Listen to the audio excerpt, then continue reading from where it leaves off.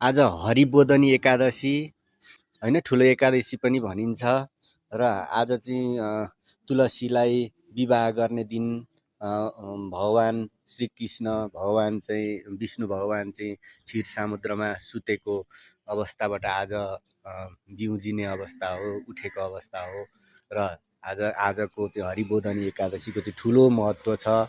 र हरिशयनी एकादशी असारमा पर्ने जुन एकादशीको दिन चाहिँ श्रीकृष्ण भगवान विष्णु भगवान चाहिँ क्षीर समुद्रमा सुत्नु भएको थियो र त्यसलाई चाहिँ हामी हरिशयनी एकादशीको रूपमा हामीले चाहिँ चौमासा व्रत बसेर आज चाहिँ उठ्ने दिन जुन दिन चाहिँ हामी बोधनी एकादशीको रूपमा चाहिँ हामीले एकदमै मान्दछौँ र आज तुलसीको विवाहको रूपमा तुलसीको पूजा गरेर हामीले हरिबोधनी एकादशी मनाएका छौँ र यो एकादशीको महात्म्य धेरै ठुलो छ र चौमासा व्रत लिनेहरूले चाहिने एकदम ठुलो धार्मिक पुण्य प्राप्त गर्नेछन् भन्ने धार्मिक मान्यता रहेको छ।